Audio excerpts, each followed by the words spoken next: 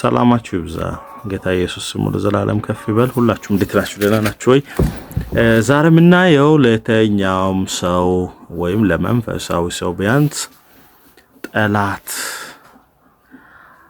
የሚገዳደረው ስኬታማ እንዳይሆን፣ ጤናማ እንዳይሆን፣ በረከት እንዳይኖረው፣ ቤቶች፣ ነገሮች፣ ንብረቶች በእግዚአብሔር ዘንድ የታሰበ ሞገሶች እንዳይኖር የሚገዳደር መንፈስ እንዳለ ሁላችን እናውቃለን።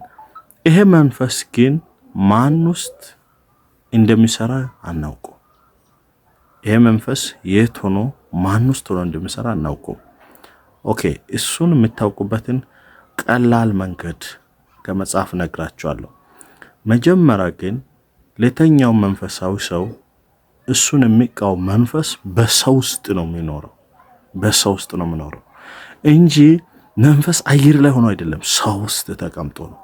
ይሄን ሰው መለየት በጣም ጥሩ ነው። አይታችሁ ከሆነ በመጽሐፍ ቅዱስ ላይ ዘፍጥረት ላይ አብርሃም የሚባል ሰው የሱ ስኬት፣ የሱ በጣም ከፍታ፣ የሱ ነገር በሙሉ ሎጥ በሚባል ሰው ውስጥ እንደታሰረ እግዚአብሔር ለየው ይል ነበር።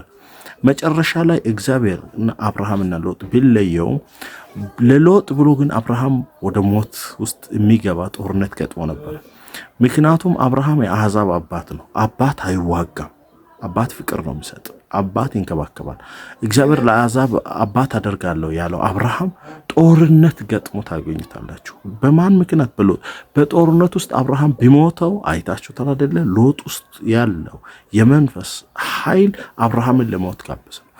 ሁለተኛው አብርሃም አንድ ሰው ለይቶ ነበር። ቤት ውስጥ የተቀመጠ ኤልዓዘር የሚል የደማስቆ ሰው ይላል። የቤተ መጋቢ ነው ነው።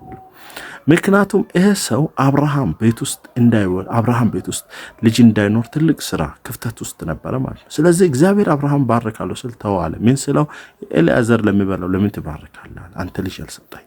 ስለዚህ አብርሃም አየ ፐርፌክትሊ ነገሮችን ማኔጅ ያደርጋል ማለት ነው። በቀጣይ መጽሐፍ ውስጥ ስታዩት ኤልያስ የሚባል አገልጋይ ተገኝቷል። ይሄ አገልጋይ በጣም እግዚአብሔር ነቢይ ነው። ተስፋው ኤልያስ ነው።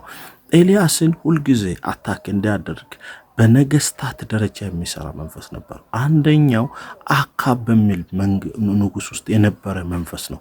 ሁልጊዜ ኤልያስን አታክ ማድረግ ቢፈልግም ኤልያስ በሙሉ ልቡ ከእግዚአብሔር ጋር ስለሚሄድ አያገኘው ነበር።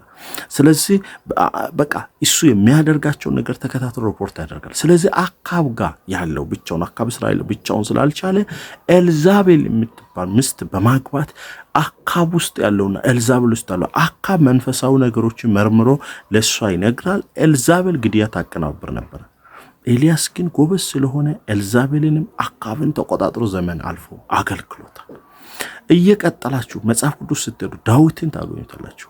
ዳዊት የሚባለው ልጅ ወይም ይሄ እረኛ ገና ብላቴና እያለ የቤተሰብ ውስጥ ያለ የተቃውሞ ስፕሪት ነበር። ማንም ቦታ እንዳይሰጠው፣ ማንም ትዕቢተኛ እንደሆነ ክፉ እንደሆነ እንዲያይ የሚያደርግ መንፈስ በወንድሞቹ ይህ ቤተሰብ ውስጥ የመርሳት ነበር። ዳዊት ይሄን በደንብ ስለተቆጣጠረ ከእግዚአብሔር ጋር ብርቱ ግንኙነት ስለነበረ እግዚአብሔር እሱን ካለበት እንኳን አንስቶ ከንጉስ ጋር ባስተዋውቅም ንጉስ ውስጥ ደግሞ ገባ። አያችሁ፣ ዳዊት ጠንቅቆ ሳኦል ውስጥ የሚሰራው መንፈስ ያውቅ ነበር። ስለዚህ ዳዊት በሳኦል ፊት ላይ በጥንቃቄ ይወጣል፣ በጥንቃቄ ይገባል። ያ ማድረጉ ሳኦል ይፈራው ነበር። ለምንድን ነው የፈራው? ሳኦል ዳዊት ነገ ጥሩ ቦታ እንደሚደርስ ንጉስ እንደሚሆን ያውቃሉ። ስለዚህ ምንድን ነው በጊዜ ይሄ ልጅ ማስወገድ ነው። ለምን ያለው ጥሩ ነገር እነጋ እንዲቀር ነው። ስለዚህ ግን ዳዊት ቀድሞ ስላወቀ በሳኦል አይሸወድም ነበር። ሳኦል የሚያደርጋቸውን ድርጊት በሙሉ በመንፈሳዊ ዓለም ውስጥ ይከታተል ነበር። ከዛሳ ልክ ዳዊት ወደ ምድረ በዳ መውጣት ነበረበት። እያንዳንዱ ሞቶችን አልፎ አያቸው አይደለ? ሳኦል የነበረበት ወንበር ለዳዊት መጣ። ቀጣይስ ቆመ አልቆመም። የዳዊት ልጆች ውስጥ መንፈስ ገብቶ አሁን ውጭ ነው አድርገው ውስጥ አድርጎ ሊያፈናቅል ነበረ። ዳዊት አይታችሁ ታላደለ ከአበሰሎሞ እጅ ማናችንም አንተርፍም። ምክንያቱም ጨካኝ ገዳይ እንደሆነ አበሰሎሞን ሳሳድግ ያውቀዋል። ምክርማው በራሱ የተማማለ ልጅ ነው። አያችሁ አይደለ? ተቆጣጠረ። ዳዊት በህይወቱ ዘመን በዛ አለፈ። አይታችሁ ከሆነ ሰለሞን ሰለሞን ኢዮርብዓም የሚባለውን ሊገለው ፈልጎ ነበር አይደል? ሸሽቶ ወደ ግብጽ መለጠ ይላል አይደል? ሰለሞን የዳዊት ልጅ ንግስና በያዘ ጊዜ ኢዮርብዓም የሚባለው ሰው እስራኤል ላይ እንደሚነግስ ህዝቡ እንደማከፋፈል እኮ አውቆታል። ነገር ግን ያ ሸሽቶ አመለጠ። ስላልገደለው ልክ ሰለሞን እንደሞተ ምናሴ መንግስቱን እንደያዘ ኢዮርብዓም ነው 10 ነገድ ከፍሎ ከሱ ያዘው። አያችሁ፣ ይታወቃል። ሰዎች ነገም እንደሞ በልጆቻቸውም እንደሆን በመንፈስ ዓለም ያውቃሉ። እሺ ተው ወደ አዲስ ኪዳን እንምጣ። አይታችሁታል። መጥመቁ ዮሐንስ ለሚባለው አገልጋይ አንድ ኃይል እሱን ሁሉም ይፈራና ይደነግጥ ይቆጣጠር ነበር። እሱ ምን ሄሮዶስ ውስጥ ያለው ነው። አሁን ሄሮዶስ የሚባለው ንጉስ ዮሐንስን በጣም ይፈራል፣ ይደነግጣል፣ ይቆጣጠራል። ነገር ግን ሄሮዶስ ብቻውን ዮሐንስን መፍራት መደንገጥ ከጀመረ ኤቭሪ መቃወም ነው። ስለዚህ ዮሐንስን የሚፈራው በጽድቅ ለማገልገል አይደለም።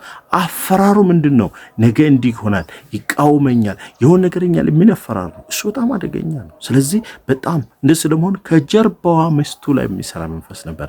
ሄሮዶዲያ ትባለች፣ የወንድሙ ሚስት ነው። ግን እንደፈራ አንድ ቀን ተቃውሞ አድርጎበት ነበር። ከዛ ሄሮዶዲያ እድሉን ስታገኙ ዮሐንስን አንገት ነው። ስለዚህ ስለሚፈራ እኮ አሳስሮታል። አያችሁ አይደለ? የሃይማኖት ሰዎች ውስጥ ነበር፣ እንደዚህ ነበር። ግን መጥመቁ ዮሐንስ በትጋት ስላልተቆጣጠረ እስከ ሞት ነው ገባው። አይታችሁ ከሆነ ኢየሱስ ገና ሲወለድ ልክ ሄሮዶስ ማለት የሰው ስም አይደለም፣ የግዛት አንድነት ነው። ሄሮዶስ ውስጥ የነበረው ሊገን ነበር አይደለ? በመንፈስ ስለተቆጣጠረ ኢየሱስ አልነበር። ግን ብዙ ህፃናቶች ሞቷል። ልክ ኢየሱስን መግደል የሚፈልገው ሞቷል ስልኮ ኢየሱስ ተመልሷል አይደለ? ወደ ኢየሱስ ተመልሷል። ከዛ በኋላ በመንግስት ደረጃ ሳይሆን በፐርሰን ደረጃ ኢየሱስን በኃይል ሲቃወም አይታችሁታል። በአምልኮ ደረጃ በምን ደረጃ ልክ ሲቃወም ኢየሱስ ግን ያውቅ ነበር። የመጨረሻው ግን መንፈሱ የመጨረሻ ትግል ካደረገ በኋላ ኢየሱስ እግዚአብሔር ልጅ እንደሆነ ከመቃብር ያሉ መናፍስቶች ሁሉ አውቆ አጋንቶች እኮ እሱን ይነግር ነበር። ለምን? እነሱም እሱም በኃይል ስለሚከታተሉት በመንፈስ በጣም ግን ኢየሱስ ሁሉን ይቆጣጠር ነበር። መጨረሻ ግን አይታችሁት ያ መንፈስ ይሁዳ ውስጥ ሲገባ ይሁዳ ውስጥ ከገባ በኋላ ፐርፌክት አውቆ ነው ኢየሱስ የዘላለም ሕይወት ሰዎች እንዲያገኙ በመስቀል መሞት ስለገባ በይሁዳ ውስጥ መንፈሱ ከገባ በኋላ ሁሉን ያውቅ ነበር። አይታችሁታል አይደለ? ሁሉም እየተናገረ ነው። አያችሁ፣ በስራ ስለሚቃወም አብ የፈቀደው ጊዜ ሲደርስ ነው ሄደው። ስለዚህ ሁል ጊዜ በላይፋችሁ ላይ ከምነግራችሁ ላይ እናንተ ያልተቆጣጠራችሁ የተኛው መንፈስ ነው ጉዳት የሚያደርሰው። ስለዚህ መንፈሶች ሰው ውስጥ እንደሚገባ ነው እንጂ መንፈሶች እንጨት ላይ ሆኖ ተራራ ላይ ሆኖ ጫካ ላይ አይደለም። የተኛው አይነት መንፈስ ፌሌሪቲ ወደ ላይፋችሁ ይመጣው። እስቲ ቆይ ከሴቶች አንጻር ለምን አናይ? መጽሐፍ ቅዱስ ላይ አይታችሁታል። ራሔል የምትባል ልጅ በጣም በቤተሰቧ የተወደደች ቆንጆ በባሏ የተወደደች ነገር ግን አያችሁ አይደለ? የሷ ነገር ፌል የተደረገው በእህቷ በገዛ እህቷ ልያ በሚባለው ነው። ለምን?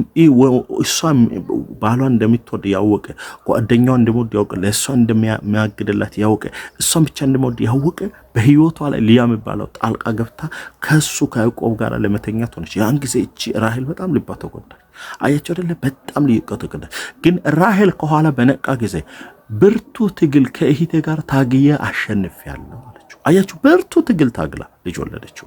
የወለደችው ልጅ አይታችሁታል እንግዲህ ምን ያህል መልካም ነገሮች እንደርሳል። ስለዚህ እናንተ ጋስ ያለው ማን ነው? አሁን እኔ መጽሐፍ ቅዱስ ላይ አንድ ነገር አይነበረ። እስቲ ቆይታው ወደኛ ዘመን እንምጣ። ዮናታን አክሊሉን ታውቃላችሁ? ወንጌል የሚሰራው በጣም ሳገለግለው ዮናታን ባየ ጊዜ እብድ የሚያገኘው አልታችሁታል? ያ እኮ እሱን እየተቃወመ አይደለም። ዮናታን እኮ ፐርሰን ነው፣ አብሮ በልቷል፣ አብሮ ምንድነው ካለ ዮናታን ለሚሰራ ስራ ሁሉ ተቃውሞ እንዲያደርግ በዚህ ልጅ ውስጥ መንፈስ አለ።